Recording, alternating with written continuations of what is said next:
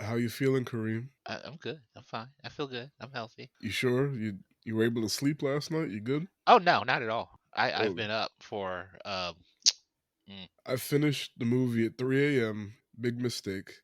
I thought about it while I was trying to sleep. Got up to pee like 4 times because you living a dangerous life. yeah. Anyway, this was the set. No, it's my second time watching it, but I've definitely seen like it's been on TV here and there. Like I saw it in theaters when it came out, Oh, you went to the and movies to see it? yeah, yeah, and it messed me up there, and I was like, God, that was wild. Cause I didn't catch. I think like 3 4 years ago. I think I was like, just in my room trying. You know how you try to figure out something to watch while so you can go to sleep. Yeah. Oh, you Fell on fucked up, this one because I like the mom Tony Tony in her Collette. movie. Yeah, I said let me. Oh, I said okay. Never seen this before. And it sucked me in, and then the trauma started happening, and I was stuck, and I didn't go to sleep at all. Yeah, I because can't you even. weren't right after that. I Has no.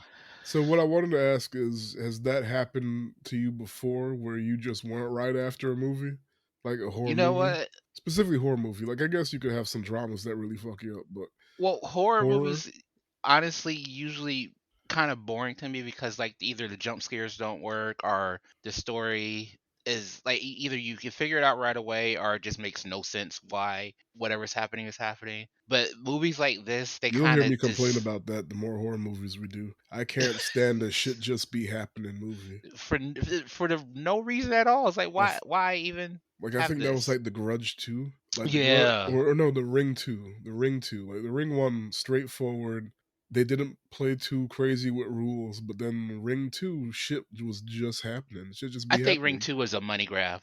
Oh, That was a absolutely. money. Absolutely. But movies like this that it's like it's a little bit of everything and then it's very emotional and mental. Yeah. It's like subtle. It kind of just gets under my skin and it's like I'm not scared but I know my soul ain't right now cuz I just That's seen exactly this. how I felt. Like I So I was like I'm not even joking. I was like I need to go to church after we saw this in 2018. Like it was weighing on me. Like it was this like I'm not like is that the I need therapy feeling like yeah, where you that's what it know was. you've been through That's this something? cuz this whole movie is like a trauma dream or Look, something. look, it's wild. But you said this is the first time it got you like that. It this first time that a movie just is like after you watch it, it's like you're still thinking of it and your mind is focusing on scenes and you're thinking about your life. You're like, I don't know if I should watch this. I feel like I opened something up that I can't close. This is this is. Let me call my mom. This ain't. Mm-mm. Well, speaking of opening things up that you can't close, on that note, thank you for joining us today. If this is your first time with us, we're the secret group of brown kids. Who are the secret group of brown kids? It's a secret. But you might be able to find us in a support group for survivors of this damn movie. As we were saying, we're doing Hereditary, or we didn't actually say the name of the movie, but you already clicked on it. You already know. It's Hereditary. And both Kareem and I, yeah, it did some things to us. You made But me yeah. watch something that can't be unseen Look, twice. my name is Tiffzilla, your host, and on this podcast today, make my friends watch movies with me and talk about their feelings. Oh man! And on the panel today, hates avocados, loves guacamole. Kareem. Hello, that's actually true. Oh, That's that's. How did you know that? You were talking to somebody? but yeah, we ate it right after Hereditary, and then I had the nerve to watch it at night. Well, it was a dark movie, so I knew like literally dark. If it's too dark, I can't watch it during the day because I can't see shit. So I was like, okay. Well, I gotta watch it at night. And then like I think I subconsciously didn't want to like I was afraid to put it on because I was like playing on my phone and shit, and like Oh, I just hesitated. find I was playing I Candy Crush. I was finding things to do besides put it on because I'm oh no, downstairs by myself. mm-mm. It's night. I even started reading another book before. I said, let me just get this started before I Because you were start this like, movie. "Look, I'm just going off of memory," and then I kind of guilted you into watching it again, so it's fresh. Because I was surely gonna just I said, no, Look, this. I remember it. I remember most of it. I'll be fine. Look, I'll be like I fine. I caught got it. myself. I was like, why am I not starting this movie? Like, why am I just mindlessly scrolling? Ain't nothing going There on are Facebook reasons. or There are reasons. so I was like, look, I'm gonna just have to do this. Like, I know what I'm getting myself into. I already seen it, but like, I'm gonna just get through it. So I started the movie, and then of course I had to pause it because I'm like writing out the template and stuff. So after me dragging ass, I had finished till 3 o'clock in the morning. Like, man, at some point, like I think the cat came out. And look, See, nope, nope. man, look, cat came out, and I heard, I and then like the wind blew, and like the door like creaked. And I'm, you oh you man, just not. And of course that like that's when the shit started getting real too. I was, oh no, like oh ain't no nothing, no. no sounds in the house the first hour 20 minutes, and then at that like hour 20 minute mark, that's when like stuff starts popping off in the movie, and See, that's when sounds want to mm-mm, start happening, and it's in the middle of the damn night. mm-mm. I'm Cause down I there live by myself. alone, and this ain't See, I thought about no. that too. I was like, oh man, he already did the math. He's like, I live alone. I'm not trying to watch this. No, It's all the sun cause already done went down. cause I started the movie I think at around 8, I think. And I was already in like a PlayStation party with my friends, and I said, "Oh, I gotta watch this movie." So I said, "Okay, let me watch it." Started it with the lights off because I was stupid, and then Had a lapse in judgment. once the Tony popped up on screen, I said, "No, let me turn." Just I her turned. distressed face, you were like, nah. I said, "Hey Google, turn on all the lights." I said, "Turn on all the." Oh, it just did it now, but That's fun. I. Look, does that ever catch you? Like you forget that you got a smart house, you say some shit and shit happens, and you're just like, oh, Yeah, all the time. When I say like, "Hey, go turn on the TV," and it turns on like the wrong TV, look, I but my know bedroom me. TV is That shit low. would that shit would like send me. So my house staying dumb. I'm Do sorry. you do you know how many times I grabbed my broom thinking I'm gonna like? What I heard something. This. Mm-mm. Oh, I did that. Oh, okay. That was me. But no. You okay? You Yeah, like, because I pictured okay? it.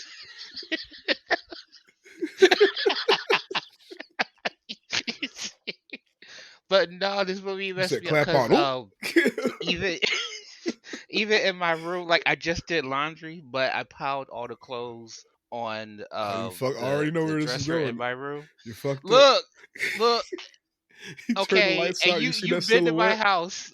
Look now, you've been to my house. You see how the hallway. My room is at the dead end of the hallway, just open, Yep. and it's dark down there. And I see something that looks like the figures in Hereditary just standing in the corner, and I. The amount of pause my body had when I So, was trying to figure it. and I hope Look, you I see, was squint.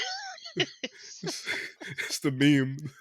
Look, You bent over, squinting. you like, What oop, oop.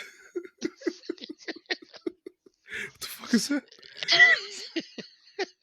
This movie, no, If you a mm-mm. murderer, you gotta say it. Are you a murderer?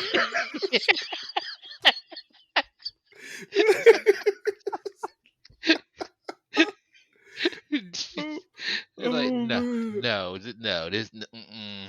Oh, this is funny. This, Let me run through the table setting here real quick. So, if you don't know and you just love listening to the sound of our voices, I also apologize because I sound like this because I'm sick. I'm always sick. I've been sick all fall. Got a little one in kindergarten. He brings germs home. But yeah, if you don't know what this movie's about, I'm not about to tell you. Re- Real vaguely, a grieving family is haunted by tragic and disturbing occurrences, and we just about to go through the story together. I'm gonna try to give it justice, but I can't because so much of the movie is visual. Like, there's one really good jump scare, but like a lot of the shit that happens, it's like it'll just be off to the side. yeah, that no, Man, maybe that's what it is. Those horror movies where it's like that off to the side scare yeah, that like gets you. like you listen, you watching the person in the center, and then your eye wanders, and you're like, "What the fuck is that?" and they do it early on to train you. Like it happens, the first one happens really early in the movie, so then you spend the rest of the movie looking around the screen trying to Right. find My eyes were so big. I so like they play with you like that because it trains you to do that, and then nothing, they don't do it again for a while, and then you get comfortable, and then they start doing it. Oh man! Or They like the give you a creepy thing false would be in sense the of hope. middle, and you there looking around the thing, and then it's right in your face, man. Look, but this is the first time that I've seen it done so perfectly. But yeah, so what I say, a grieving family is haunted by tragic, disturbing occurrences. Yeah, that's all you need to know. Just go in. Yeah, yeah, If you somehow haven't seen this and you just heard it's scary, I'm not helping out because I tell you to just go in.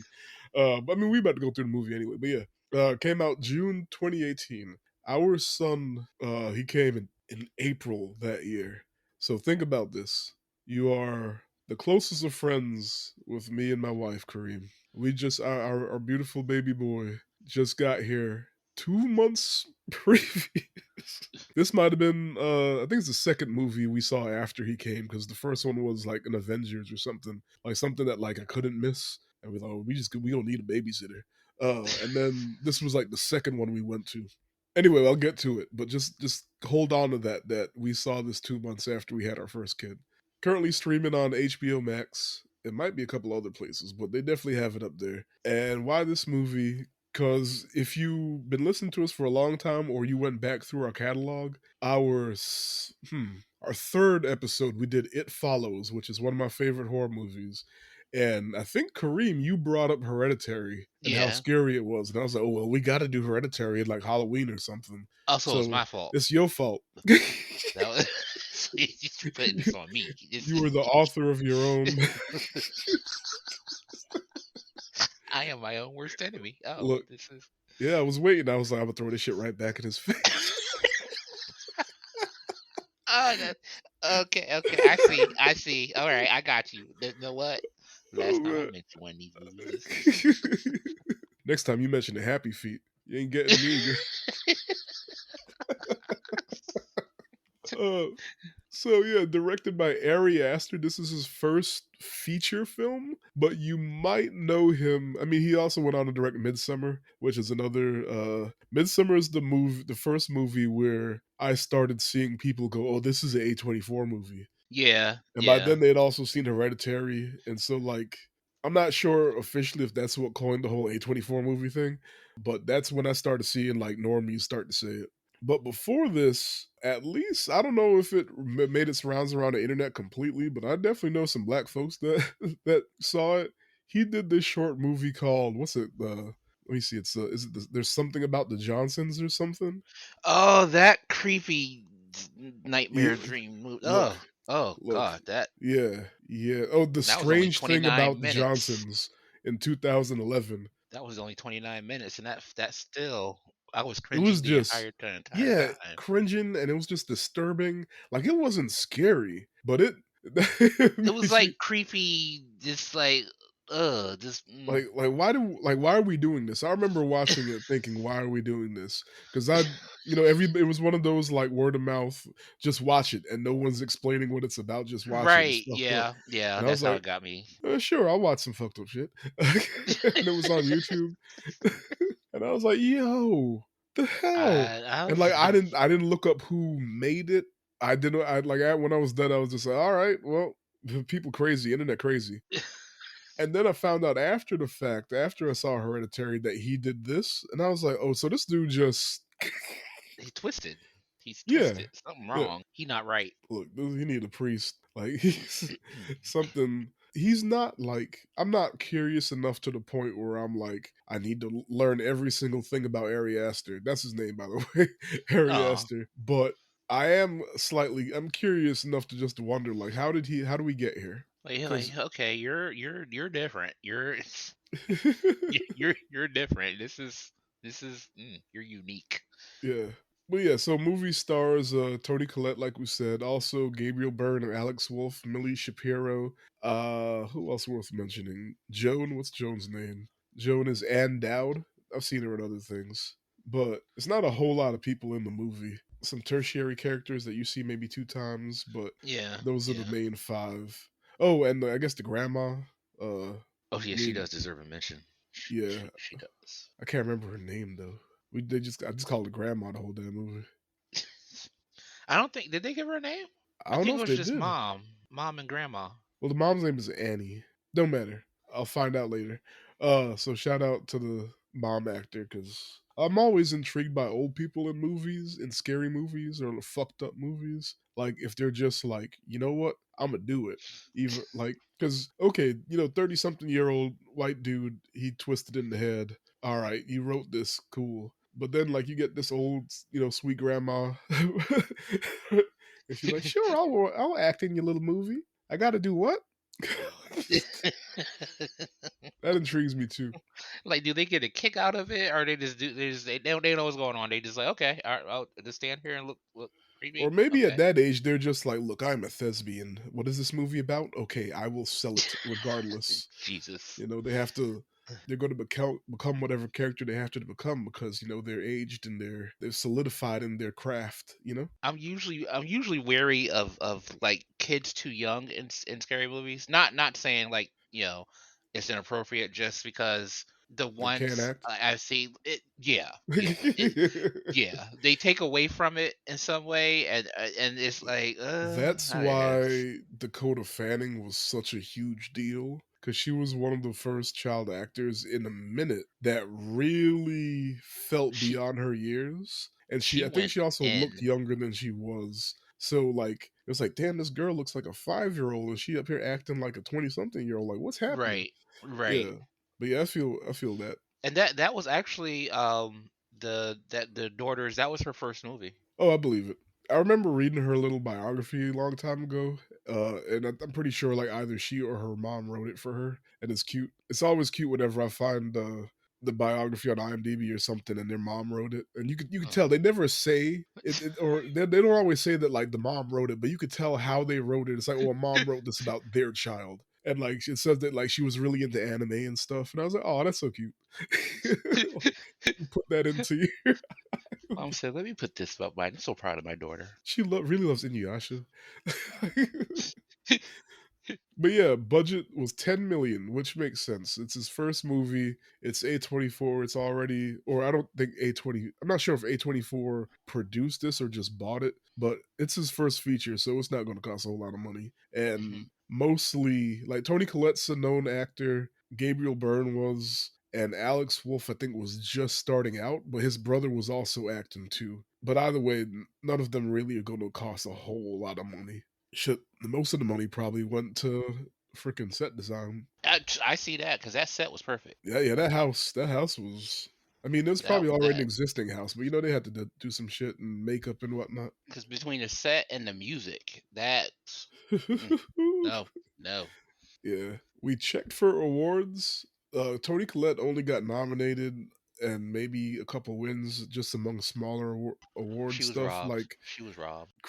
different critics associations and stuff like that, but none of the big stuff. But man, usually we save this for the end, but I'm gonna say it up top that like she acted her ass off. She did. She killed it. Yeah, I can't see anybody else doing this role as effective as her. and like it's just her like not just her acting, but just her like physicality in her face alone. Like she's Right. aware of what her face looks like and how to make it look certain. Like it's She knows how to contort her face to fit that emotion in that scene. It is like she sells it when like because shit starts happening.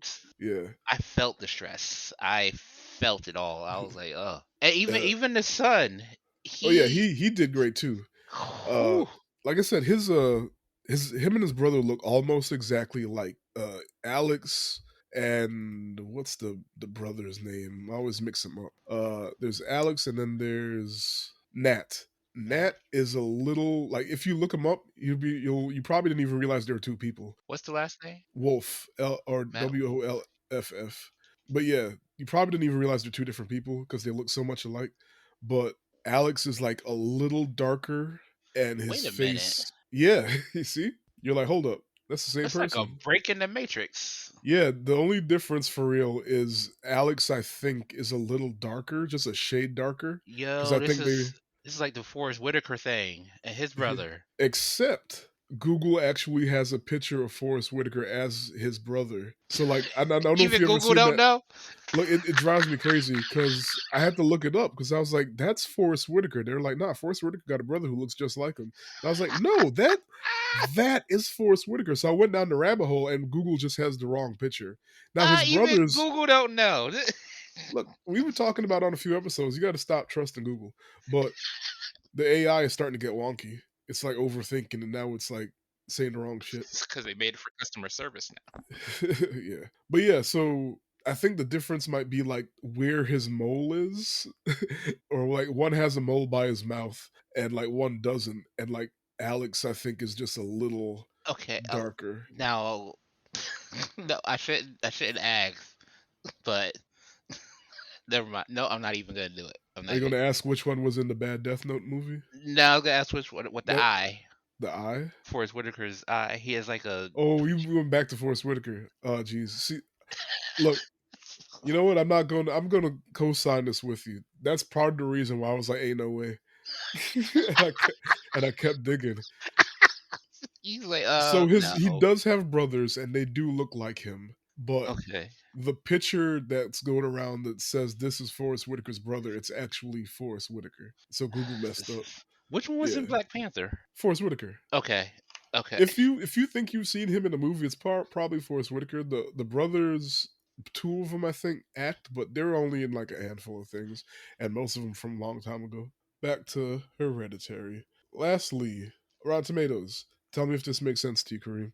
70% audience, 90% critics. So 70% audience liked it and 90% critic liked it. Yeah, That I actually think makes sense because yeah, it makes sense to me too. it's Audience judge horror movies different, harsh. Yeah, and it's you get that like there's a lot of people who judge horror movies based on if it scared them or not. yeah. And even though this scared the fuck out of us, scaring is like subjective. So somebody else might not have been afraid and been like, "Oh, this movie didn't scare me. It sucks." You know? Like, yeah, because some people might because I'm learning with horror movies, people are type specific with horror movies, Yeah, like really type specific. And if it's not of that, like foreign horror movies, they're real different from yeah. American horror movies. And a lot of people that even like American horror don't like foreign horror, which I don't get. Because foreign horror to me is Oh, better. they be they be going off, They be taking especially their actors Asian. through some Oh my stuff. Oh goodness! my god, that's Like I already got one lined up for next year, or maybe I don't want to wait till next year. But at some point, we got to do the Wailing the Korean. wailing. It's a Korean horror movie. The wailing. Yeah, that Let me add that that. didn't mess me up like Hereditary, but it came close. Well, okay. So which one was worse, Hereditary or Midsummer? To me, Hereditary, and I want to say because one, it's darker, like literally darker. Like the whole thing with Midsummer is it's a horror movie that takes place in the bright ass sun. Right. Um, and two, they went to Scandinavia in Midsummer, and I know my black ass is not hopping on a plane. I can see you now going. Wait, scandal what? So they came to the house in Hereditary. So that's the line for me. But yeah. So but Cherry, her favorite is Midsummer. I get why. I mean, I like it and everything, but also like it's one of those things like. So you like this movie a little too much. Let me chill. I don't know if she can hear me or not. When we started dating, she was like, I'm gonna show you one of my favorite movies. It's this Japanese movie called Audition." And she's like watching me watch the movie. Let's see if I passed the test. And I was like, "Oh yeah, I've seen this, or I've heard of it. I can't remember if I saw it or not, but when I watched it, I was like, damn, that's crazy, huh?" And I didn't run out the door. She said, "Okay, So he can stay. He can stay." yeah, but at the same time, I was like sleep with one eye open. Heart beating real fast. You can't eat. You say that. Well, I'm gonna go to church after this. This is a cool date. See you around. What can I say?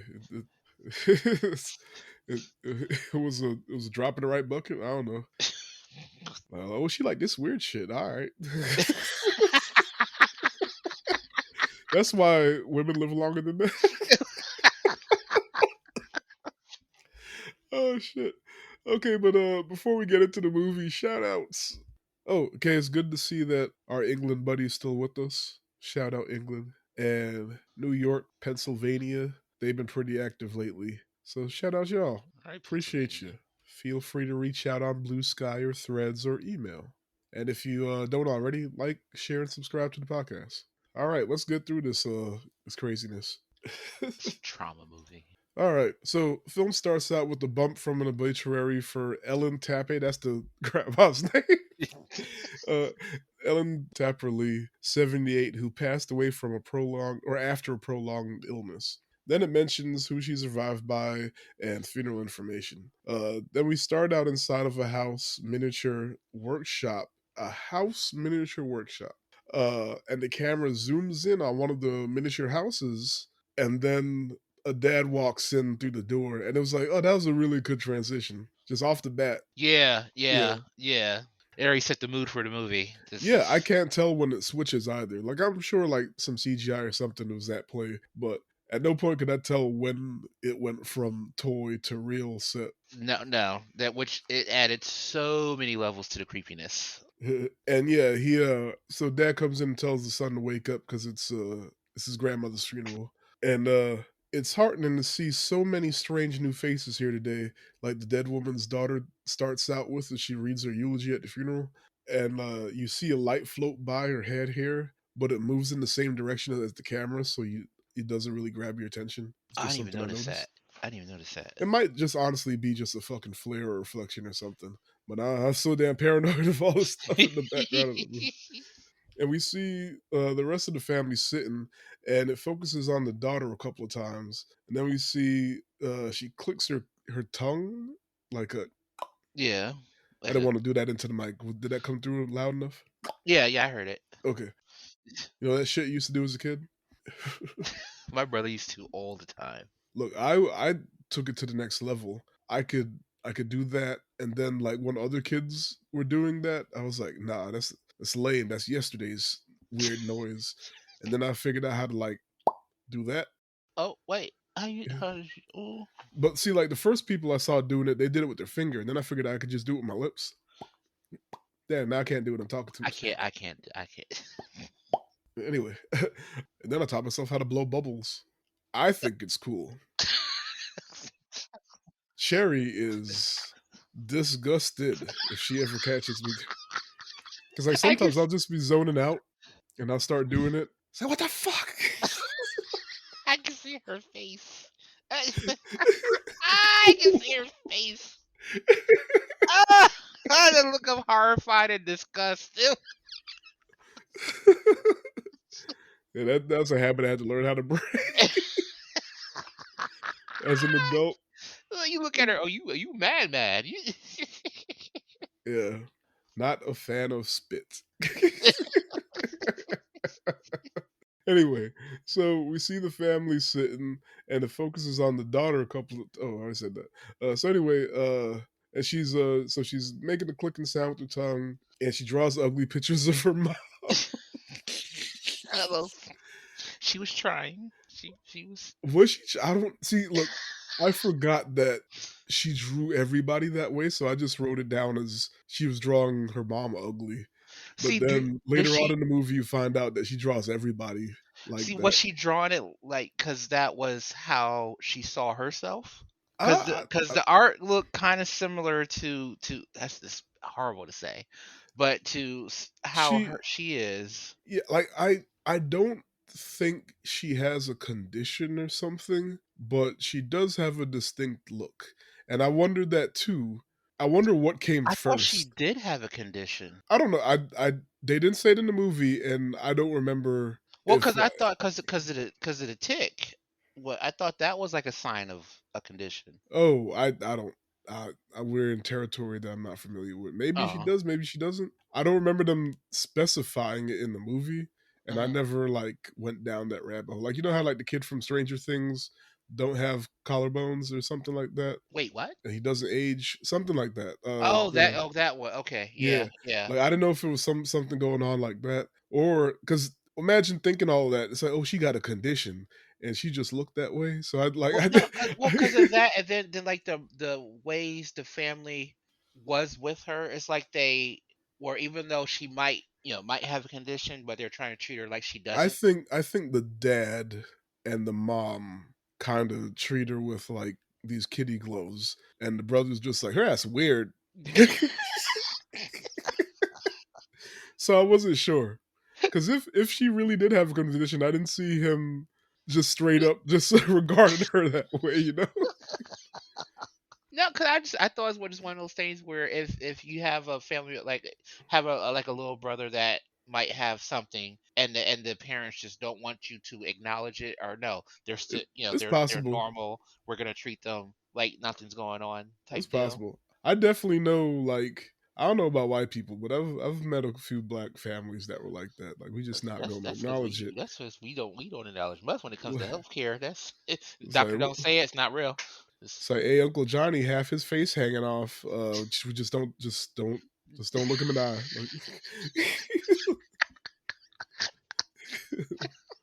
oh, Jesus. yeah. Why we call cousin Putt Putt? Stop asking questions.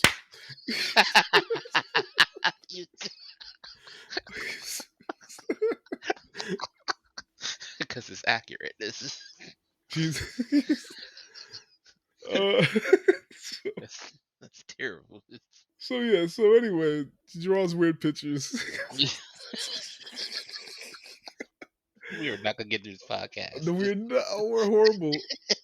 So yeah, and we previously saw her dad finding out that like she slept in the treehouse despite it being cold out at night.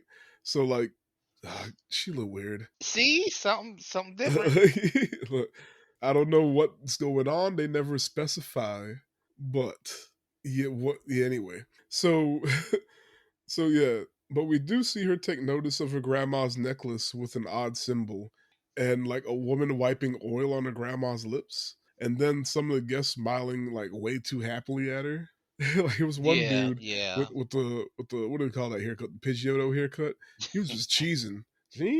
Like, so what's up with that? And I was like like, what nobody is? else acknowledges it. Because when I first saw the movie, my mind went something like it was like child predator. Yeah. Maybe. I was like, is she gonna get kidnapped? Is this what's gonna happen? Yeah, me too. That's where my mind went. But like first time I saw it, I didn't realize the emphasis was on, hey, so many people showed up at this funeral. I know she was popular like that, right? But what Right. second time I'm like, oh, I see. It was in our face the whole time kind of deal. Yeah, they kind of spell it out for us for real. But yeah, so when they get home, Annie asks her husband if she should be sadder because her mom just died, and she doesn't feel it yet. And he's like, just feel what you feel. It'll come. Uh, funny. Poor dad, because he was trying the He's whole movie. trying. He was trying to hold that He shit was together. Everybody falling apart. he was trying his hardest. I'm glad they gave him one moment by himself where he just started crying and then he like Yeah. pulled himself Yes. back together because he was just like this too much. So it definitely made it seem like he just wasn't like cold hearted and like disconnected from him. Nah, he was just He was somebody trying had to to hold it be. together. Yeah, somebody had to keep their head on. Oh Jesus. Anyway, uh, that night, Annie checks on her daughter before bed, and she's anxious about the future now that Grandma's gone. And in this conversation, we learned that Charlie, the daughter, was the grandma's favorite, and she never cried as a baby. And the mother wished she was a boy, or the grandmother wished that she was a boy, which is a random thing to blurt out. Yeah. And she winces at the thought of her older brother Peter being responsible to take care of her. Because she's like, who's going to take care of me after you and dad die? And see, that's another thing. She's acting like she cannot. Oh, she can't take care of herself. Like she Right. knows Like this she is a needs known somebody. thing that she's gonna need an attendant or whatever it's called, aid, whatever it's called. I got you. I got you. Maybe if you have an answer, let us know. Podcast land. So yeah, after she leaves Charlie, Annie starts going through some of her mother's old things, and she finds a letter to her. My darling, dear, beautiful Annie, forgive me all the things I could not tell you. Please don't hate me and try not to despair your losses. You will see in the end that they were worth it. Our sacrifice will pale next to the rewards. Love, mommy. It's weird. It's Uh, really weird. sacrifice. What? What you talk about? That would have Uh, caused a lot of concern. Like, what is? What's this? What's this? What's, so then, as she's about to leave the room, she turns out the lights, and Annie sees her mother's transparent figure in the corner, and like she cuts the lights back on, and she's ooh, gone. And this that disturbs her. scene. Yeah. Mm, And this is only like 4 minutes into the movie too, so I was like, "Oh shit, they starting up, they, they starting up right away, at 100. This is right?" So yeah, this disturbs her, and then she notices a miniature diorama because that's what she does for a living. She makes these miniature houses and shit. which honestly is also creepy. Yeah, because how to anyway? Let me build Gundams for a living. I say as my Gundam case behind me is empty.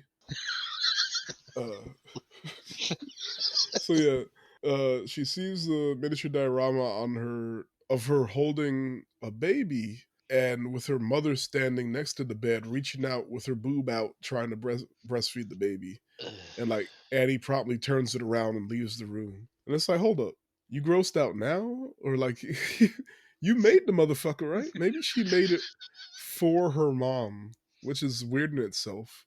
But It was anyway, because it it's in was her either mom's that room. it was either that or maybe it was a part of the ritual and she realized what it was or something. I don't know. I don't know because we see her making other weird ones too later on. Weird and just she need It's help. like I guess she was like making her like her dreams, or I don't know. They didn't explain a couple of things. But yeah, at school, Charlie gets tapped on the shoulder for working on her toy. I guess you call them her little toys under What her desk. I was trying to figure out what that was because I was like, what? She makes her own little figures out of just random shit, like pencil erasers and just random things she puts together, and she makes these little figures out of them. Oh, okay. Kind of Yeah, so copying what her mom does a little bit. a little in her own little weird way, right? Yeah. Uh, and then when she's asked to finish it later, she's like, "How about you finish working on that after class?" A pigeon smashes into the window, and after class, she goes and cuts the dead bird's head off and puts it in her pocket, Yes, yes. and Telling then you the like girl's not right. yeah, and then notices that she's being watched by a smiling woman off in the distance. All right, so this is the second time. So I'm paused there, Kareem. Hmm. You ever go chop the heads off of dead animals? What? No. Okay, just checking. I just had to Wait, make. have you?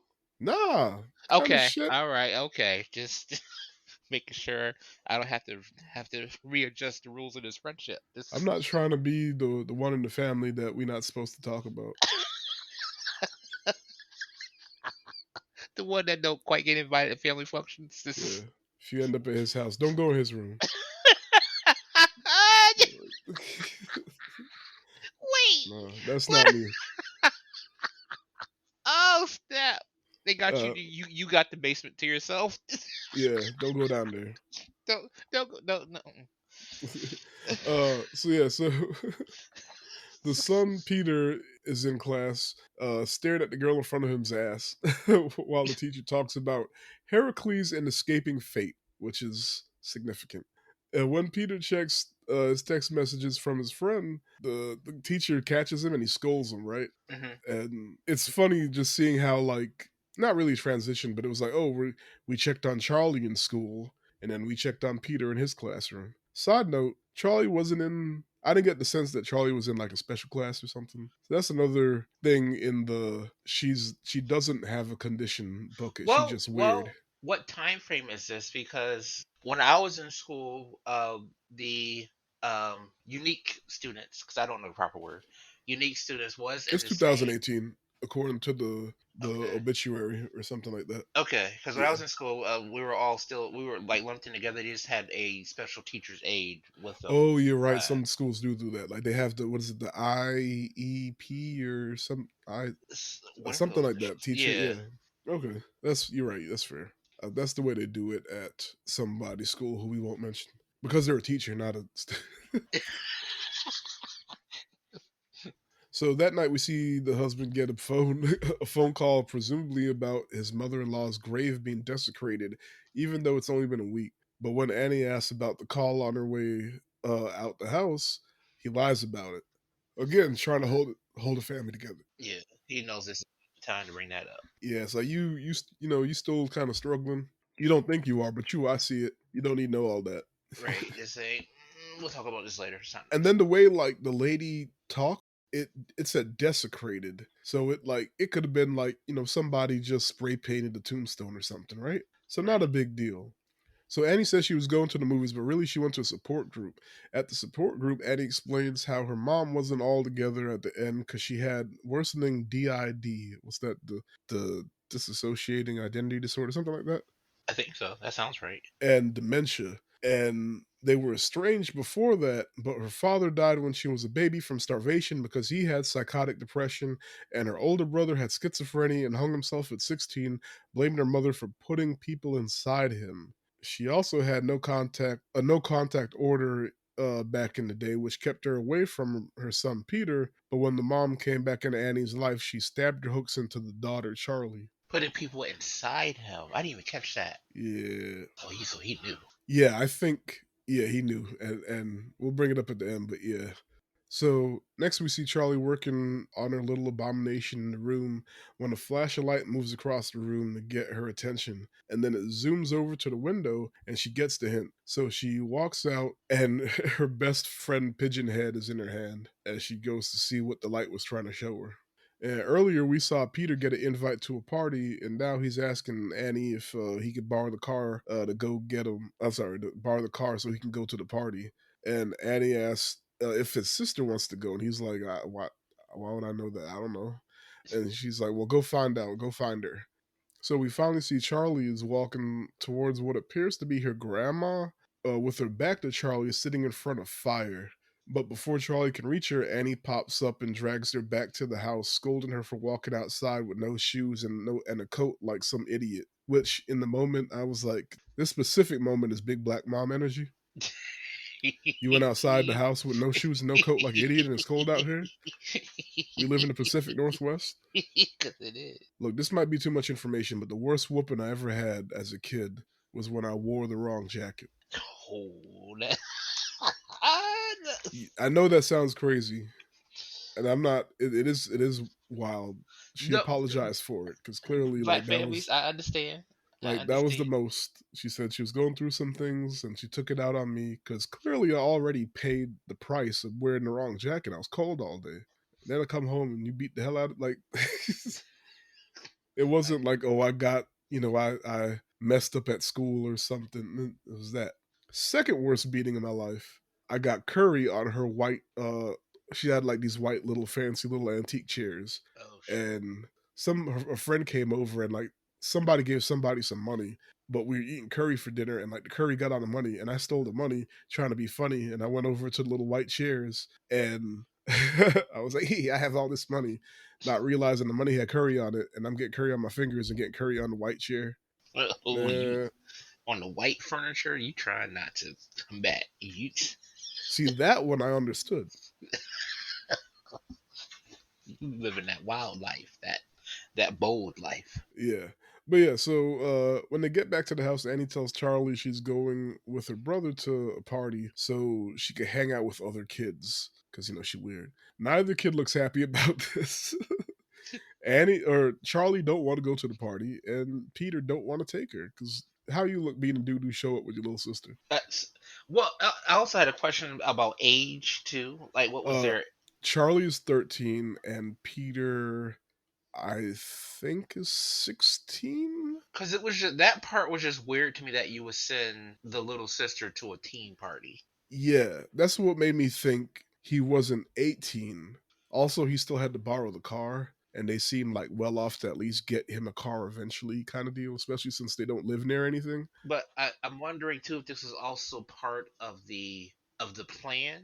And May, I think well they're not in on the plan, so no, it no. is a part of the plan in a sense, but like because they definitely, as we learn, like even they hinted at earlier, escaping your fate, right? Yeah. So there's a cult. The grandma was a part of a cult. That's what's going on in the background with all of this. Hardcore. And the cult members are influencing the family to do certain things so they can have the outcome they want. And one of this is getting Charlie to go with Peter to the party. Now, at where exactly is the point where that they are influencing it for her to go? It's kind of hard to tell, but I kind of got the idea that Anne they take over Annie here and there. Tony Collette, You think so? not so much in the beginning, definitely later on. You see it happen later on where Yeah. they'll like take her over for like a little bit, or maybe they use her sleepwalking against her. But also, I think, and I don't know if there's a word for this because I don't know cult shit, but I think part of it is like some sort of influence where they want something to happen because you start seeing like words on the walls and like on the wallpaper just random nonsensical words, and like the camera will randomly show you that as the movie goes on. And I think Annie is the one that's writing them, but she doesn't know she writes them because that's the cult like making her do it. Because at some point you see her making a diorama and she's writing a word on the wall in the diorama. And Right. I'm like, oh, so she must be the one that's writing the stuff around the house. And she just probably don't realize she's doing it. I didn't even think about that. Yeah, so certain things, and I think this decision might have been one of them, is them like swaying her to do it however they do that. And it could be the words on the walls or something like that. But yeah, so she tries to like make it seem like she not just wants Charlie to go with Peter because she needs to make friends, but also that's more incentive for Peter not to drink. So True. it's weird backwards logic, but whatever. He gonna drink. He gonna drink. Yeah, because he gets. What does he do as soon as he gets there? He drink. So yeah, Oh, on and the yo, wait. What's no, he smokes.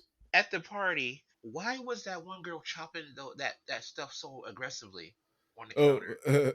the walnuts, Yeah, she was because that's how they hardcore. do it on TV, man. She So yeah, on the way to the party, Peter looks hot in the car, and that he has to drag his weird sister to the party, the and way like he was she's in the looking at back her. seat.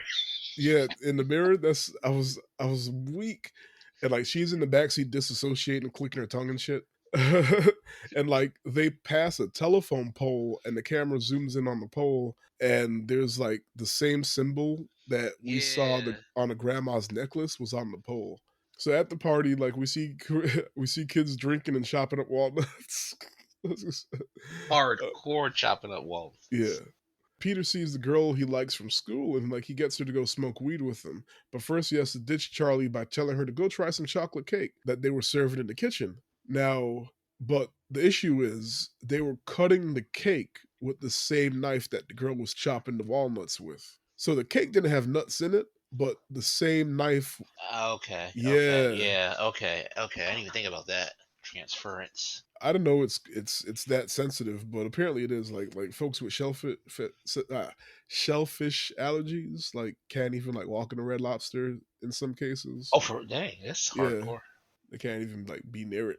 But yeah, so Charlie tries some cake and she starts having an allergic reaction, and like we learn in the beginning of the movie that she's allergic to nuts because she was eating a chocolate bar at the funeral, and like her parents anxiously asked like if it had nuts in it because she needed an EpiPen. Now, why she doesn't travel around with the EpiPen, who knows? Yeah. Charlie tries to drink water, but it doesn't help. And so she finds her brother getting high and like he rushes her to the car and speeds off. And like it's nighttime now, and he's speeding down the dark road as Charlie squirms in the back seat trying to breathe because her throat's closing up. And like she panics and she rolls down the window to get fresh air and sticks her head out. Ugh. Just as Peter sees a dead animal in the middle of the road and he swerves to miss it. Swerves towards the pole, barely missing it, but the pole still gets Charlie's head. Ugh. That that was the most hardcore. Look, in the theater, remember this is before like this is when it first came out. People just went just to see it because they saw the trailer and it was like, hey, that looks scary. Let me go see this scary movie. Like it doesn't have the reputation it has now and all this stuff. Like I'm sure that if you haven't seen Hereditary, you probably know what happens in it because it's that popular now, right? Man, nobody knew what was happening when it happened in the movie theater, and like the collective gasp and then silence afterwards was wild. Like, it was, and then nobody made a sound for like 10 minutes. Like, That's when the movie got ye- its seriousness. That's where yeah. everybody took it next So level serious. This is remember, I said this is 2 months after we had our son. right. Look, this is the first moment in like new parent scare. Like, now I know I can't watch kids in danger kind of Oh, deal. oh, yeah. Or I think I can, but it like it hits different now. Your dad mode clicked, and it's like, oh Yeah. god. So like, and it hit with me and Cherry at the same exact moment. I mean, that's a bad like wording, the verbiage. It hit just as her head got hit with yeah, but yeah, it hit different. I'm sorry, like, and we were just like, like man. And I asked her afterwards. I was like, did your brain? Like, I was trying to explain. Like, I didn't have the words to explain what I felt in that moment, but I knew that it had to do with it's because now I'm a dad. And I was like, did that happen to you now that you're a mom?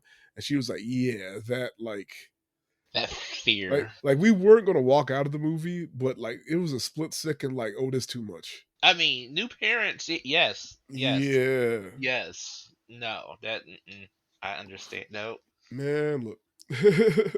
So Peter, poor Peter, he sees what happens and he stops the car and then he just sits there with his hand on the steering wheel and he just sits there. Doesn't get out, doesn't, I don't even know if he blinks. He just sits there. And eventually he puts it back in the drive and just goes home because the pole didn't just hit Charlie's head, it took Charlie's head off. don't forget him attempting to look in the rear view. Yeah, he He tries and then couldn't he do couldn't it. even he couldn't look at, like, I think he knew what happened, or at least he saw enough to know what happened. Like he just like he started to look and he looks back straight and then he just drives away slowly. It's like what? Because my friend watched it too and started arguing with that scene, saying he should have said something. But I'm like, Said something. you're 16, 17. What do you do? What do you do? What do you You do? Like it looks bad, I know, but at the same time, what could you have, like, you're already fucked up. yep, There's no, you already know you fucked up. In the worst way imaginable, to the point where you probably wish you died yep. because there's no coming back from this. You can't fix it. Like, and you can't even function right to be like, oh, let me go pick up my sister's head, It, right? do I you I pick up? I look, I can't exactly. Do you? Is that even protocol? Who knows what the protocol is? Like, I can't really get mad at Peter. I was not mad at him at all because he's a kid. In this Like, situation, he did some teenage shit, right? yeah, and you killed your sister in the horrible way. Hmm. And what do you do? I'm freaked out. I can't.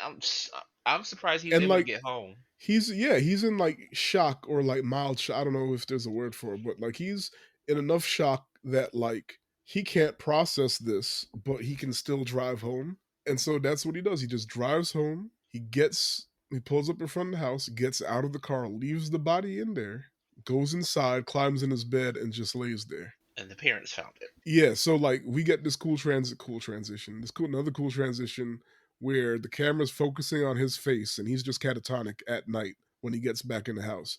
And then it switches to daytime and he's still in the exact same position. Yep.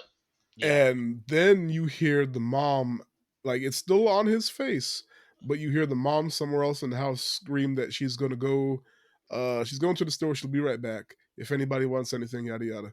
And you hear her leave, you hear her get to the car and just the That scream she let out. bellow. Look, I'm That not gonna say I'm a fan of these, but like this is a mark of an amazing actress. actor. Yeah, is if they can scream in such a way when they experience or the character experiencing something so crazy that it completely sells the whole shit for me. Yep. Like, I'm always blown away. I forgot when's the last time this happened. Like, Tony Collette did it here. For me, the second one was We talked about it on one of these episodes. I can't remember what. Game of Thrones, the blood wedding Okay. scene. That because the mom also did a yell like that. Um, What was another one? Oh, there's been so many. Man, I'm trying to remember. But yeah, that she went deep for that. Yeah. I'm sorry. I'm like it's bugging me. I know we talked about it. Was it recently? I think so. Maybe not me and you, but on one of these episodes. That's it. Encanto. In Encanto, when in the flashback when Abuelo gets got, What? and the way Abuela screams while holding them three babies, Oh, now I gotta go back and watch man, Kanto. look like that. Like it's already like a sad moment, but like maybe the first and second, maybe whatever time it was to where I saw watch it for the podcast, when Mm-hmm. she screams, like just tears, like that fucked me up. I now I gotta go back and watch it. Yeah, when spoiler alert for Encanto, sorry, when Abuelo is killed, and like the way the grandma screams in the flashback, I was like, "Fuck!" Like that shit haunts me. But yeah, so Tony Collette screamed like that, and not shit. She worse than Encanto, way worse because she kept it going. Like she's screaming because the camera's still focused on Peter's face, and then it cuts to nighttime, and she's on the floor, and her husband's like trying to get her off the floor, and she's still screaming. And then it cuts to another scene, and she's still screaming. Because Uh, they had to cut for those scenes to reposition, and she still. yeah, like, but it was like not just that, like it was significant time passed between the scenes, but the audio continued from when she first I saw the didn't, body, and I didn't like catch it that. was Yeah, the editing was really good there. But shit, man, like that, that scream alone. That the "I just lost my world" scream, like I mean, I just lost my child scream. Like that is that it. Like if and the dad go trying ahead, to hold it together. He's yeah, he can't break down because she lost everything in that moment. She. yeah. The mom was one thing because they had their issues, but the daughter. Mm. Ugh, ugh. Now I So can't hear the scream. That's, yeah, yeah. So we see after Charlie's death, we see Annie become resentful towards Peter. A traumatized Peter drifts through life in a daze, and Steve tries to continue his life as normal. One day we see a light orb or a light orb move in the background, and then a bottle of paint tips over for no reason in front of Annie, which gets on a piece of paper with a number for this lady in her support group named Joan. So Annie goes to see her, but you see how like the ghost did it. hmm It kind of led them towards. Yeah. So once again, like this outside influence propelling the family to do things. Whole time it was grandma. Yeah, I think it was Grandma or Paimon. True. Yeah, This a Digimon name. yeah, because we don't know because we it was definitely Grandma who got Charlie's attention that one time. Now this time we don't know if it's Grandma or So, upon arrival, Annie notices an embroidered welcome mat that just like the one her mother used to make. Then, while talking about Annie, like how she found Charlie's body, like we see Annie take a sip of tea, and then like she wipes something off of her lip, and it was like it looked like some little like flower symbol or something, right? Yeah, yeah. So that was weird.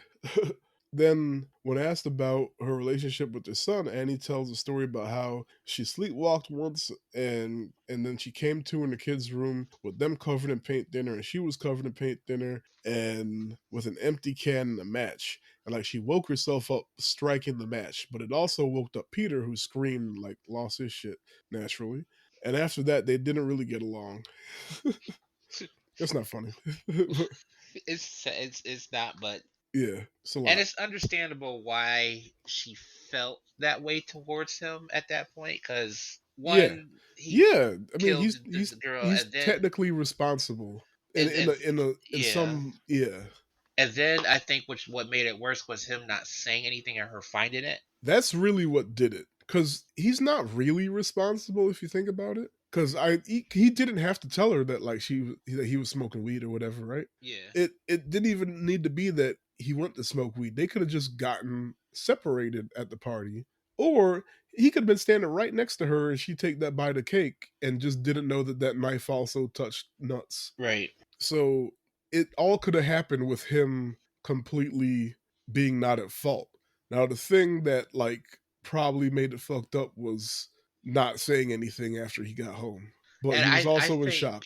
that the ritual needed him to do it, to either break his soul or to Yes, start. yeah, that because that was part of it. Like they needed to weaken him. Boy, did it! It was. Yeah, they needed to weaken both of them mentally because technically in the beginning, like they couldn't. That's why I said like later on in the movie, we see them start to control Annie more Yeah. because I, I feel like they it wasn't so much him killing his sister, it was the relationship between him and his mom they used to break each other. oh yeah, yeah, it was definitely like there was like a playbook going on, you know, like first we gonna do this, then we gonna do this, then we gonna tell his girlfriend he got a little pee pee. Look, And like you know he eventually like we start to see it because we see him around friends in the beginning. Eventually he's by himself and shit. Like it yeah. was, he was Peter was going through it. So then we see Steve coming into Annie's workshop to tell her that dinner is ready, but he gets upset seeing that she's working on a diorama of Charlie's death scene. Bitch, why? Uh, and Steve's already upset she forgot about dinner and that the gallery deadline is approaching and Annie is behind schedule. But this the shit she's up here making? Like, what you doing? Like, he's like, this ain't Right? this ain't helping. This ain't, ma'am.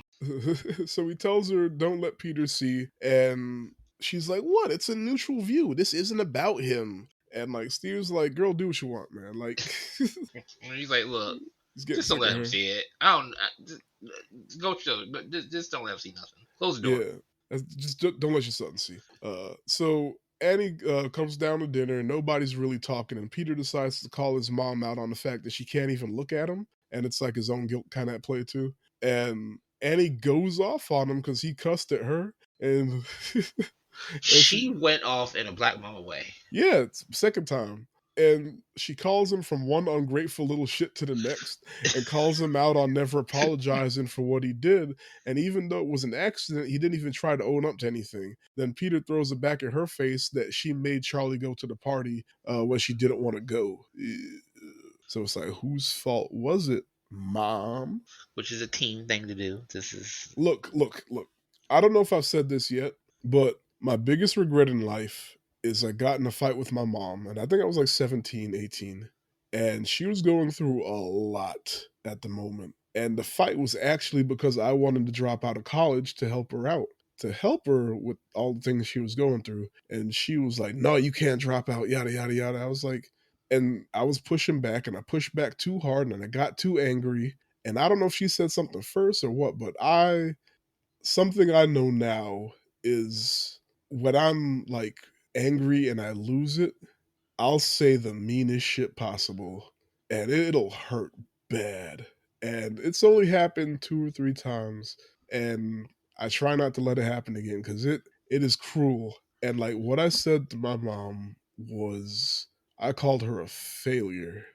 ooh, And to a single black mom who sacrificed for 18 years to make sure you have a chance, the last thing you should ever call her is a failure, especially when she's going through some stuff and she already feels like one. And all because I wanted to drop out of school to help her, but I got so caught up and angry in the moment, I just said the wildest shit I could.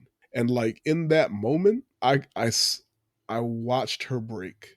Like I watched, like I could see it on her face. Like see, if this and was that's the part that will kill you. You can look, see it. yeah, and like if it was anime, you know, like their like face would split in half, kind of like Yeah, it was, yeah. it was that moment, and oh, it's fucked up, and I think about that a lot.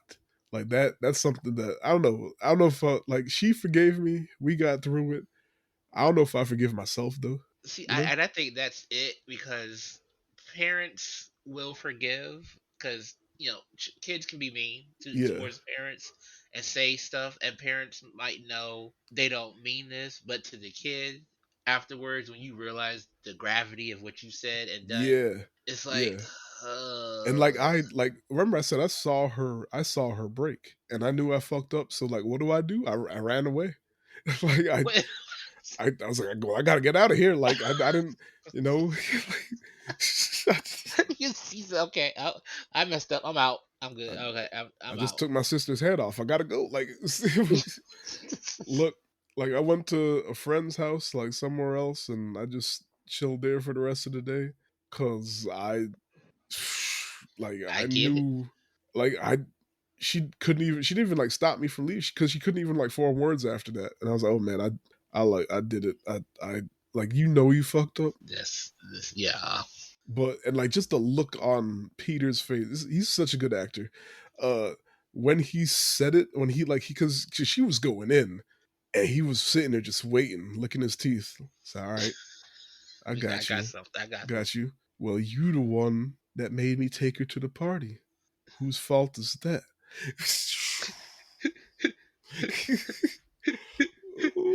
Messed her up. Man. And like you said, you made a good point. Like them going at each other kind of broke both of them. Because after this is when we start seeing Peter cry a lot after this too. Yep. Yep. Yeah.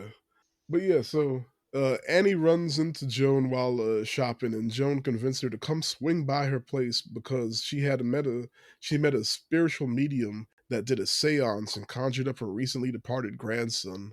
And like Annie reluctantly agrees, and then we see them at Joanne's place doing their own séance. Pause.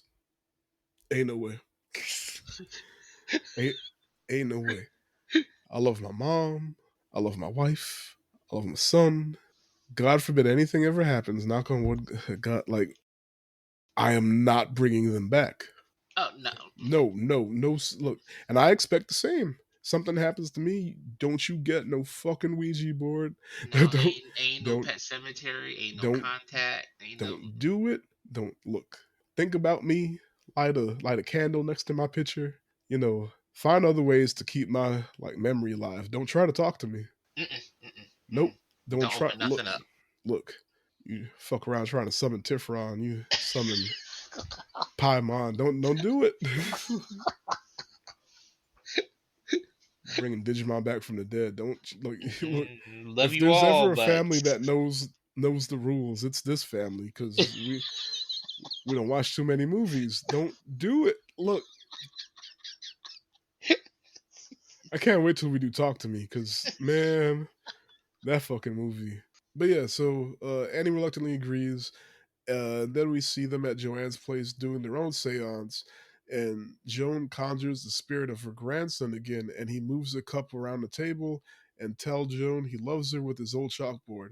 And the ghost even blows some hair out of Annie's face, and overwhelmed, she asks Joan if they could stop, which is one of the funniest moments in the movie. Cause like Joan's so happy, he's like, "I'm here, baby, I'm here. Talk to me. Granny loves you. Granny loves you." And Joan's like, can we stop?" Or Annie's like, "Can we stop?" And Joan's like, "Bitch, what?" Look, the way she stops and cuts her face at Annie. Look, I was I weak. was weak. She, Uh, she said what? man up. Like she's literally having a supernatural happy experience, which is still some bullshit. But uh, and the way she cuts her like what? Like she has to catch herself because she was about to slap the shit out of Annie. She was. That hand came up. It was. She was ready. That's funny. So Joan stops or pauses the seance, and Annie tries to leave, but first Joe gets her to take a seance candle and gives her a paper with words from some other language she needs to read first, and also tells her that the whole family has to be present in the house. So that night, Annie wakes up to a bunch of ants that lead her to Peter's room where his head is covered in more ants. And then she gets woken up by an antless Peter revealing that she was sleepwalking. He asks her, "Why are you afraid of me?" And she lets it slip that she never wanted to be his mom, and she was Oh, afraid because she her wouldn't. mom had pressured her to get pregnant, and she tried to miscarry, but nothing worked. Then She Peter starts to wouldn't. cry, saying, "You tried to kill me." You know what? And I feel like in that scene that Mhm. when she said, "I never wanted you," Yeah, I think that was something that took control and made her say it. I Cause she, believe it. cause I believe it because she like the cause way she in was like grabbing her mouth and she just right, kept talking and she right, just kept grabbing her mouth like. yeah, uh. and you ugly. Yeah, Like, like you dusty. I, she just kept grabbing her mouth, and as soon as she let her mouth go, she said some more shit. Oh man, and she was just shocked. Like, why do I keep talking? Stop. It's coming out. Stop it. Stop Look, it. I believe you. And then it kind of came up out of nowhere because she wasn't mad. No. It just started as like, I ain't never want you. Because after a moment, after a while, it seemed like she was generally trying to help him, Yeah, but whatever between the spirit, the summons she was doing, and then whatever is pushing them was like, no, I need y'all to be mad at each other. This ain't. yeah, yeah. I see what you're saying. I think I'm in you on board with that theory. Every time it was close to her helping him, something would trigger. Yeah, and then so she starts to freak out because she keeps talking, but then she's realizes she's like dripping wet, and then fire pops up onto her, and then she wakes up. So it was all a nightmare, or was it? Uh, I think half and half. yeah, like because it was like a dream within a dream, right? Like Yeah. I don't know. Then she goes into the bathroom and she starts reading the seance words. And she wakes up Peter and Steve in the middle of the fucking night and brings them downstairs to try a seance. And like Peter's confused and a little scared, and Steve is pissed. Like he this is the most emotion he done showed all movie. And it's like said, "Look, this this look." bitch. Like you going through a lot. You lost your mom, and then we lost our daughter. You sleeping off in the treehouse. He, Going to he, these movies every night. I know you're not going to the damn movies, he but said, you know, he I'm said, just playing along. he said, "Look, The least you can okay, do is let my ass sleep. right." Look, Oh, you right. He was so mad. he was so He, mad. I said, "Look, I am trying. I'm working extra hours. I Look, gotta, I gotta get leave work to pick up my son because he tripping." He said, "I gotta be emotional support. You up here making models of the death scene. You keep messing with him. look, I just need to Steve, sleep. Steve, a real one, bro. Like, I just needed 3 hours of sleep." like you ever look at somebody pissed off and you could tell they're like contemplating murder? Like that was Steve's face in this scene. Perfect. I felt like his eyes were searching for a bat. I was like, Right? he, He's like, it's 3 in the morning. he said, "You It's couldn't, it's we, 3 we, in the morning. Like, we, could, we couldn't do this when I woke up." look, right now, man, he was, and then like how she was talking all frantically, and like she sound crazy, man. Steve was pissed. He ain't hear none of that. Look, He ain't hear none of that. so eventually she gets them to play along, and weird shit starts happening. The cup moves, and the candle turns into like a crack lighter mode. You ever break the thing off of a lighter, and it does the crack flame? Yeah. And then like Peter says, y'all feel that? Feel what? The air, it's flexing. And like I said, the neighbor's dog started barking, but I forgot that they had a dog at that part, so who knows which dog that was. It just sounded far away. And then like Annie starts growling, and then she gets possessed by Charlie, and Charlie's voice starts coming out of Annie. And like Charlie starts to panic because she's like, "Where's mom?" Because he doesn't realize that like she's in mom's body. I don't know. And Peter, who was already crying, starts to cry harder. And then Steve goes, comes back with a glass of water, throws it on Annie, and that like snaps her out of the possession or whatever. I honestly felt like he went to the kitchen for a knife because he was going to stab her. And he was like, "No, no, let me Look, pull back. look, Let he me pull pulled back." back. He saw the knife, and then he was like, "Let me get this water." Look, because I won't be able to explain this. Because he was in the kitchen too long for just a little glass of water. He had to think. He had to contemplate. He saw that knife. So at school, Peter sees the funky light we saw Charlie follow earlier. Then he sees his reflection grin back at him.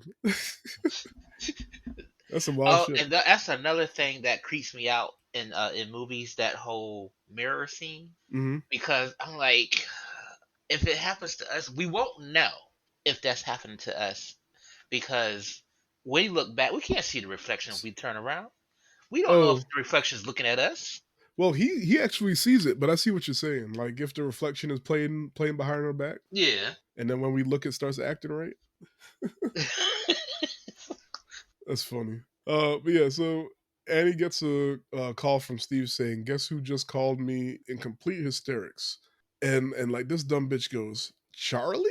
And Steve snaps back, "What? Peter? He's convinced some vengeful spirit is after him. Listen to me, Annie. I have a son to protect." And she's like, "What does that mean? He's my son too." And he hangs up on her ass, so she calls back. And it's like, "Don't you do not hang up on me. I'm not sleepwalking anymore. You understand?" And then she hangs up on him. That's funny. I remember them arguments. So getting off this fucking phone. No, you fucking not, Click. I'm the one doing the hanging up. Then she gets a call, and she gets a call. She lets go to the machine, and she hears the art gallery checking in, which causes her to snap and destroy the model she's working on, and I think some other models too. And like when the boys get home, Steve finds her and asks, like, it's funny because I think he's like Irish. He's like, "What the fuck happened here?" And Annie's like, I ain't feel like looking at it anymore." She's still laying in the workshop on the floor, like with everything busted up around her. And then like later on, we see Annie up at night, and or she's up at night. She hears scribbling coming from Charlie's room, in which she finds her sketchbook on the bed, turning pages by itself. I would burn the house down that moment. Look, you're right. You are not wrong at all. Burn the whole house down. Because this is the first time that it. Well, not the first. The seance is one thing, but she didn't even do nothing this time. But it's the first weird thing to happen since the seance that she sees, No, and it's like, oh, I fucked up. because I can see him not believing it because he ain't had much sleep. He just woke up. Mm-hmm. Wife tripping, like high on emotion. High on emotion.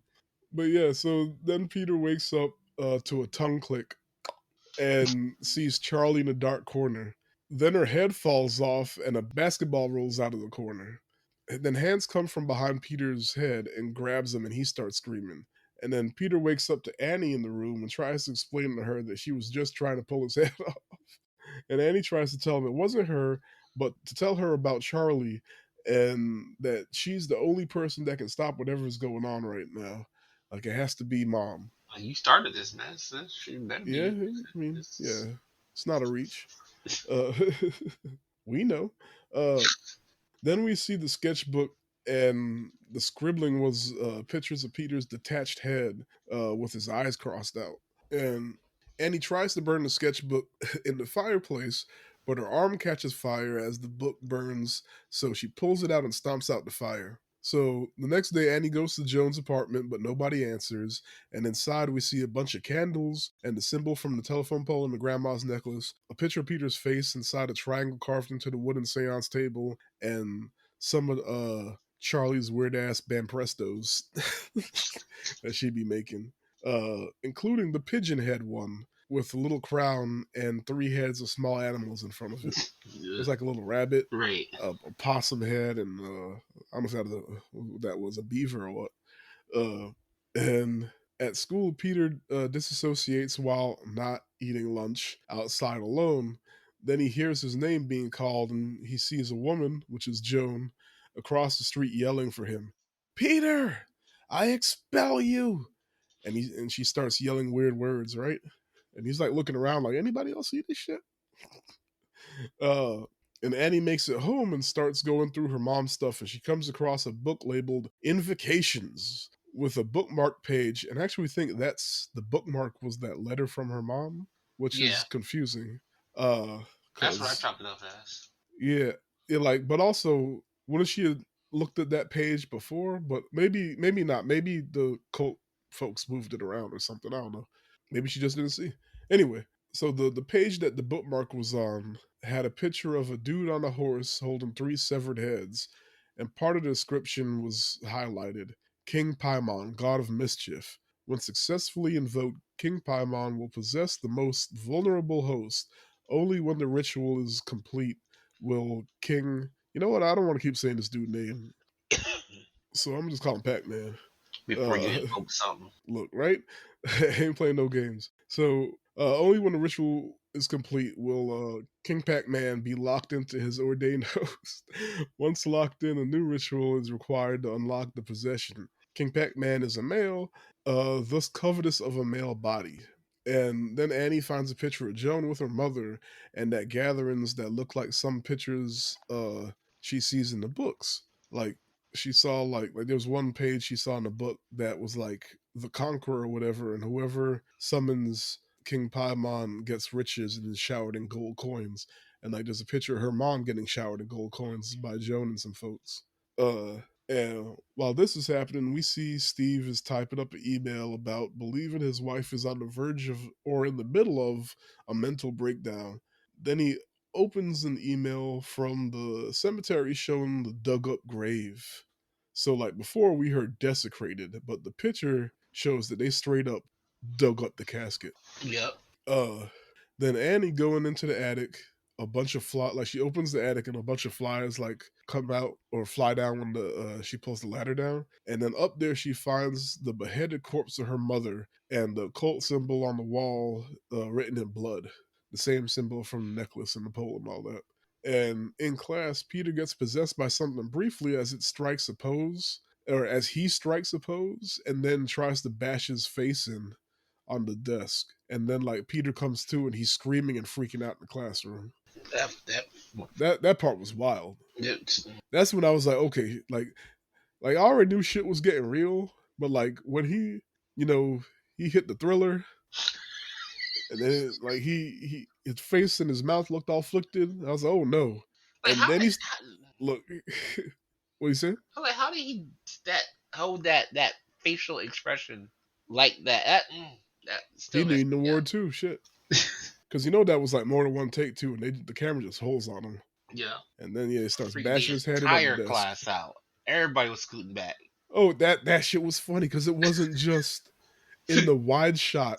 You saw all the desks were scooted, so they tried to jump out the way while they were still in the desk, and then the desks were empty. So eventually they got out, and like the whole class was like huddled up at the door in the front. They're like, "I ain't want no parts of this shit." What? And nobody tried to help them. They're No, like, "Hey, nobody tried to help him. Nobody was laughing, making fun of him. They was look, they all knew. Look, freaked. you know it's some wild shit if a bunch of white people are just like, oh hell no. Wasn't no black person in this class. I don't even know if it's a black person in this movie. Look, No, there wasn't. I didn't. I don't think there was it. it's okay. We don't need to be. Not in this one. No, no, no. We fine. We good. It's the Pacific Northwest though. That's how it be.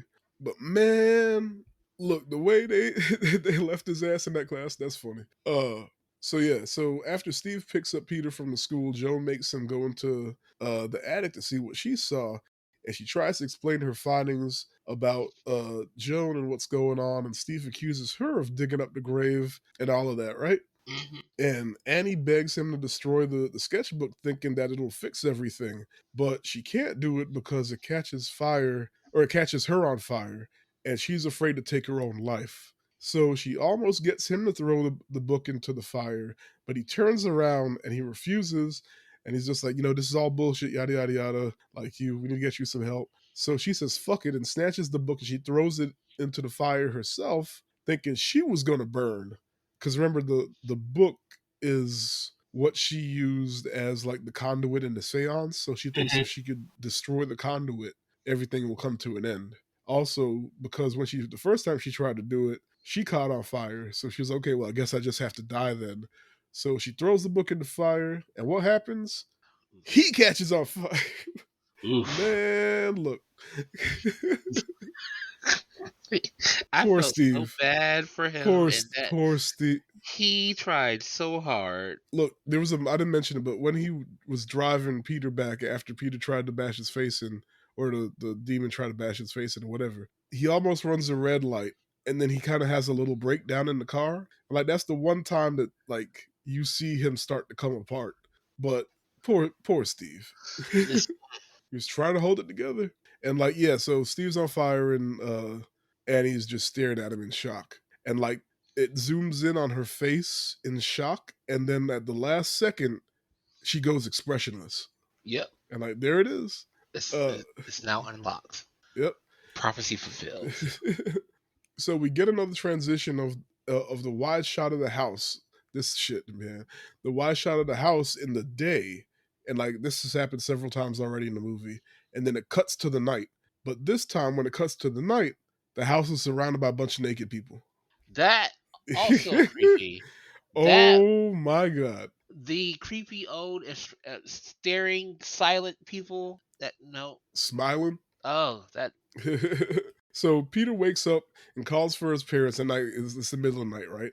Wakes up and calls for his parents, but don't get an answer.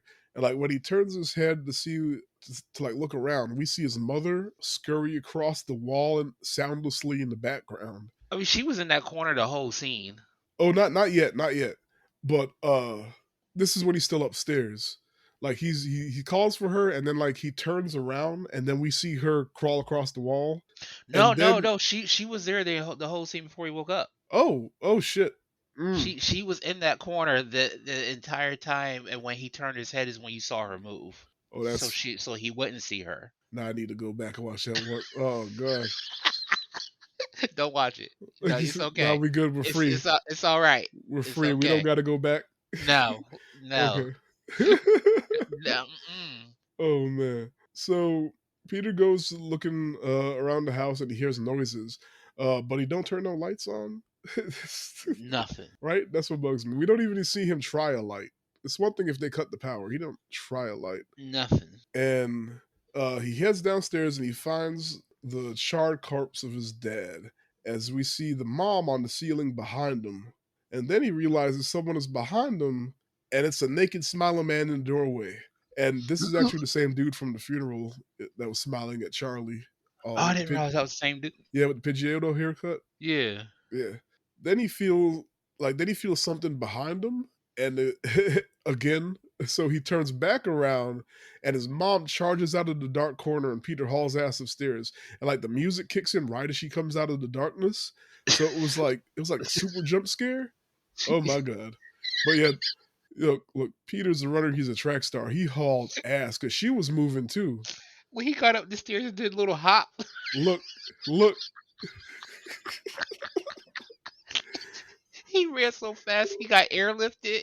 He, how you running up the stairs, reach the end, but you still running up like you got more stairs. I need to know how many takes this scene took because there was already dark, and he had to like they had the way they moved, how fast it was, how he cut across. Because he had to cut through the dining room, through the foyer, He up the was stairs, and she was on out. his ass the whole time. He ran up technically 3 flights. He Mind you, the whole time she had on some like rain boots, yeah.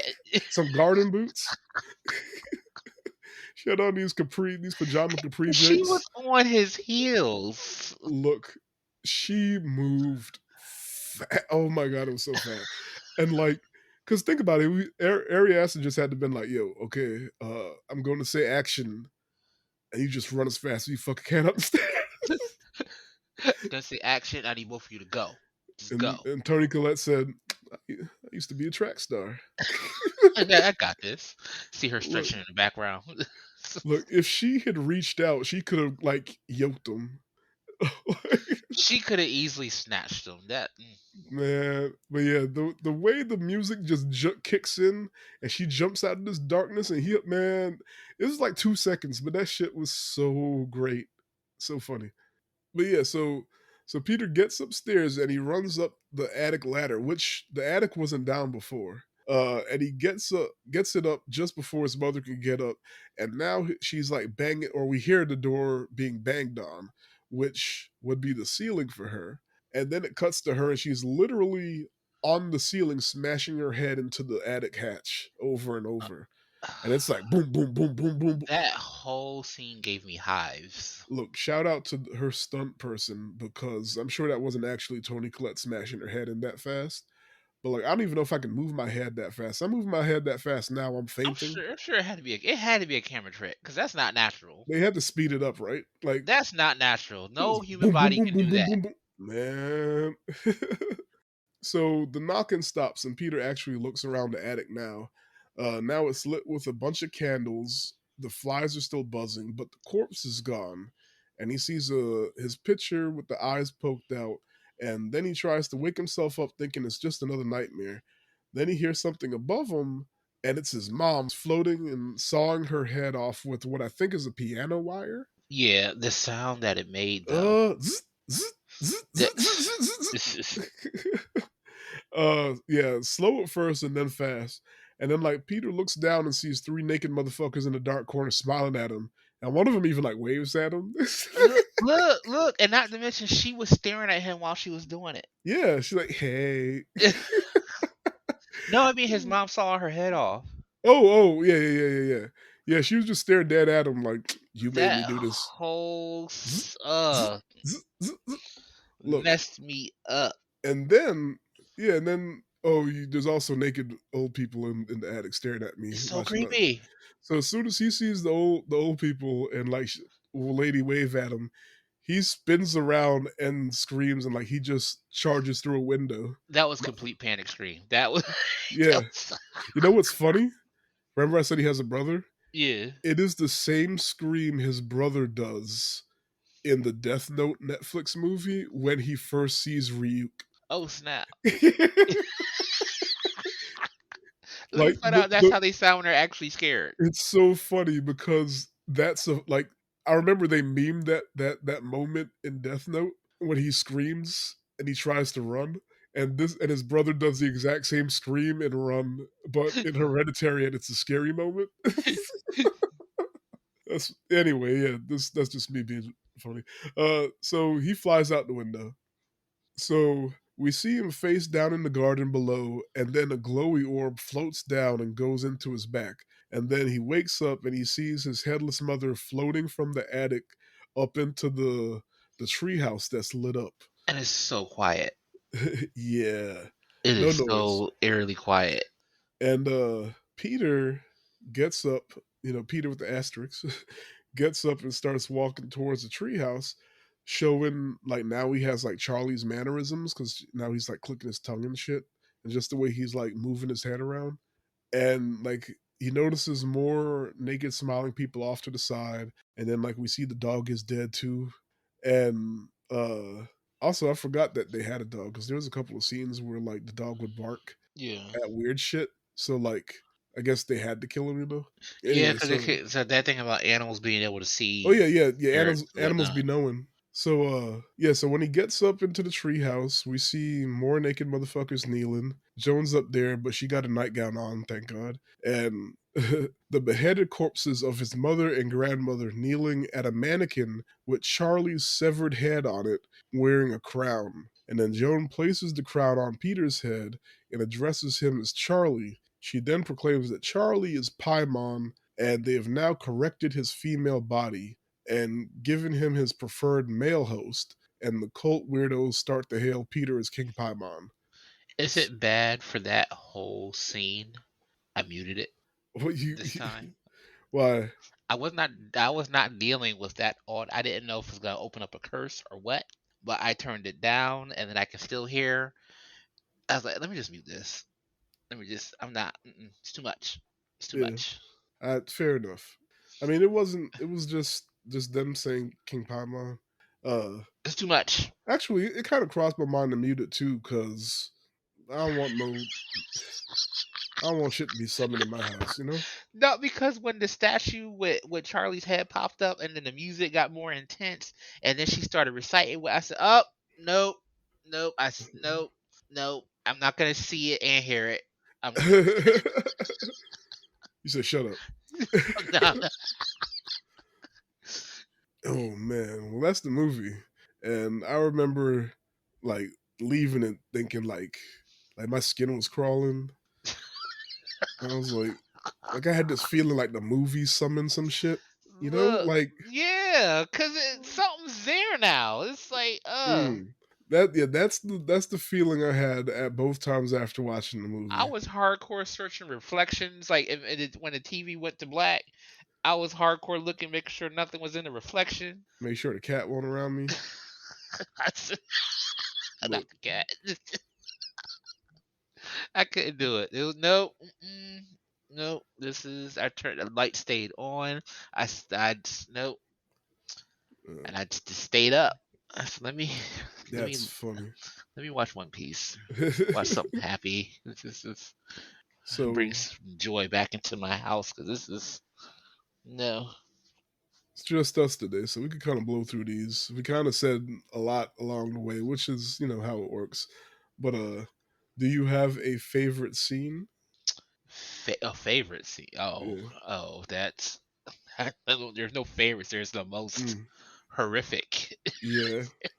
I think Or the well favorite this moment the moment that got me the most was, and I'm not still not even sure why, but when it's either between where the three naked old white people were there just staring.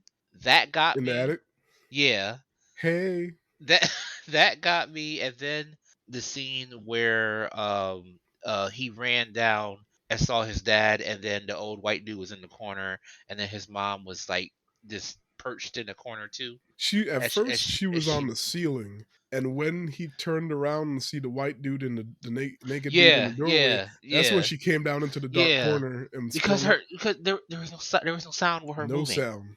Nope. That's my favorite moment in the movie is when she comes up out that corner. Man, I look, my stomach was in my ass. I was look, Said Jesus, Jesus. look. I watch a lot of horror movies, and very few actually scare me. But this one did, and you know why? It all has to do with it's all subjective, and it has to do with what your actual fears are. And something that I really, really like. It's really unnerving for me. Cults and witches. Witches? I get cults, but witches? Yeah, like I don't know, like just like the witch, the ending of the witch fucked me up. I don't know if you saw that Hansel and Gretel, Yeah, yeah. not the Demon Hunters, but the like the kind of artsy fartsy scary remake from a few Yeah, years I know ago. what you're talking It about. wasn't that good, but like the imagery fucked me up. Like that sort of shit. Fuck, like witches fucked me up, and cults, man.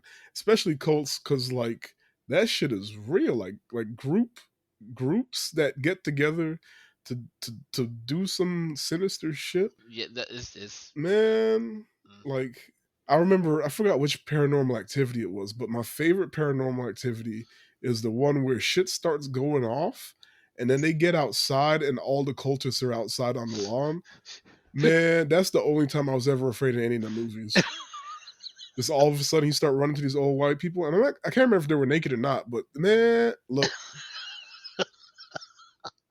look, you really want to fuck with me?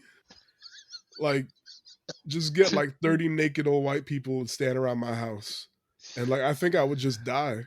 You don't even gotta Not just look, let me look out the window at night and see naked white people on my lawn. Oh my god. Look, man, man. Wait. You know what it would take for Ah. me to regain my composure? Like I would have to like look into my son's face and be like, do it for him. Be like and then like I gotta go like full Caribbean dad and bust out the machete, the cut uh, the, the cutlass, like that new and TikTok of the Caribbean dad fight of the chasing the beer bear. away. Excuse me, excuse me, you live here? Get your ass.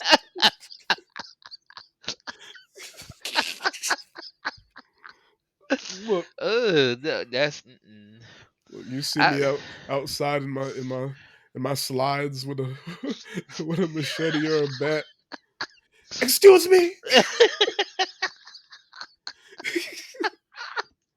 No. Well, mine is just rituals. I can't do rituals because I don't know how much of that stuff is real, not real, exists, don't exist. Yeah, And that messes with me too a little bit too. Yeah, movies they do their research. they Like when better. I they I I pray a movie does their research because don't be fucking around and saying the wrong damn thing. no, Fuck, that's they do the research to make it look like real. Like this is look, look, what are y'all fuck doing? around and sacrifice a whole movie theater. No. Yeah, it's no, because there was a there one of my friends had a roommate who is well, quote unquote practicing witch. I Mm, don't knock it. I don't know if it's real or not. That do you?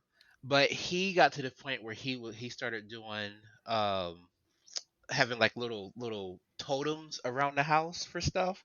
And at one time I came in, I saw little baggies of whatever, just like in corners of the apartment when I came Yeah. to pick up my friend, and then I saw a little altar thing in the corner, and everybody knows me and how I beam them on stuff. So I walk in through the front door, You said and some that shit. look, that's the only thing I saw. They talked to me and everything. I don't even know what he asked me, and I said, "What is that?" He said, "Oh, my roommate. He did an altar so he can. I think it was an altar so he can find love or something like that." Yeah. And he said, "Are you coming in or not?" I said, "No, no. How long you gonna be?" And he said, "Just come in. I still got. I'll be outside. I'm not." And I started seeing other little baggies in the corners. I said, "Are you okay? What is?" Roommate came out and saw me. I said, "Nope, nope, I'm not. I don't know what you're summoning. Do you know what you're on Google searching this stuff? Nope, nope. I don't feel right. I'm going downstairs."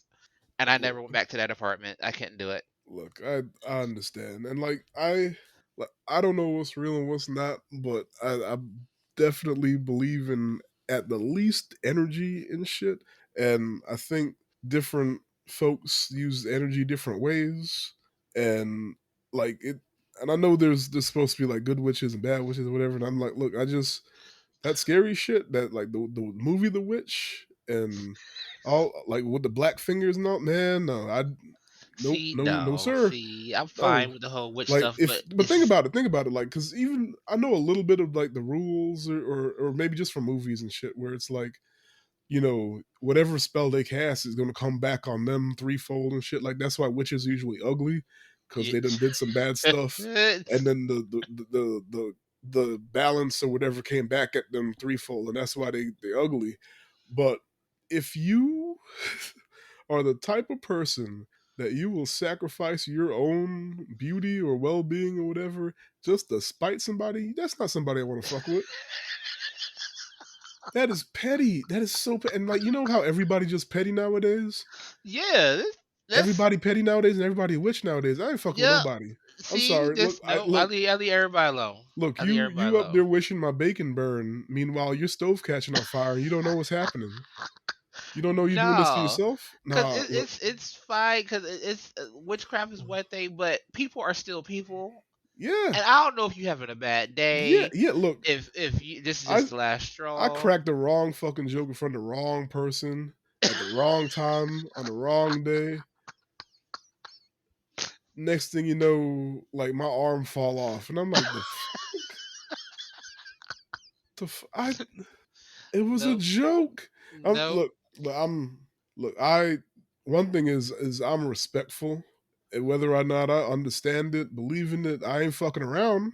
So I but that's my worst fear is I'm gonna say some wrong shit to the wrong person, and then like my dick fall off because they fuck that nigga Tiffron. See, nope. Mm-mm, mm-mm. Or I think somebody my friend, and then they give me a popsicle or some shit, and they done put like some of their hair. Man, look, I'm good. Nope, nope. And then like Colts, maybe that's like the Guyana in me is I really don't like Colts. I really don't like that Jim Jones shit. Like I don't like Colts See, really. Mm. Colts, I never fully understood because I'm like, you let one twisted up crazy dude I suck mean you that happens in. all the time though. I'm like, well, it's probably just me because I can't. You're not Yeah. gonna have that much sway over me. There's no way. And Yeah. then I see you got 15 dudes around you drinking the same water, Yeah. talking the same stuff, hardcore, and hardcore. That It's with me, Flavor it's Aid. the more extreme you are about something, the more fanatical you are about it, the creepier I think you are, and the more I'm good. I'm gonna stay away. This is it's a lot right now. That's I can't. why it took a while for me to get into Doctor Who because they were on some shit. I'm joking. Uh, No, I'm I just had that conversation because that the uh, Magic game I played, they did a Doctor Who look, them Whovians did set. not play. That they did a Doctor Who set, and because I asked a stupid question, I said, "Doctor Who, what is that?" Oh no. The amount of messages that flooded through, links, pictures, video clips, suggestions, shocked and horrified. I never seen it, don't know what it is. Then people that we should get together and watch it. We could do a whole marathon for a week. No, no, y'all too much. I don't know. No. I said no, no. This I feel like this is the Church of Scientology or something. This is nope. Eventually, I got into Doctor Who and I liked it, but like that was definitely one of those like the fandom reputation preceded itself. Like, That's mm. But yeah, so hard. back to Hereditary. Favorite character? The mom. The mom. She. The mom. It was the mom. She killed it. I mean, favorite actor was definitely Tony Collette for me, and Alex Wolff in the close second. Character, I'm with the dad, man. He was just trying to hold his shit together, and then this woman woke him up at 3 o'clock in the morning, and he he was lost it. he was disturbed. He was But through. He oh, that man let the man rest. That's all she had to do. Just look, he came in that water. It was probably hot. that's why he was gone. He was letting the tap warm up. it was I'm gonna Oh burn this. shit! Wake me up, I'm gonna burn Yeah, you. you gonna trick her? It's like it burns. Yes, holy water. Chill, shit. I What even mean, it water woke is her up. vinegar? It woke her up. Oh man, that's funny. But yeah, so final thoughts. Anything you didn't already say? No, no, this was a sickening movie. Yeah, Um, it's gonna take me a couple days to get back right. I feel quite wrong. This is I didn't even cook last night after I watched it because I felt like I was gonna pour that whatever that was into the food and poison myself. I said, no, I'm good. I'm gonna just wait till the next day. This understandable. I'm gonna just sit here. I'm very glad that the next movie is Scott Pilgrim, and that that usually just lifts my spirits.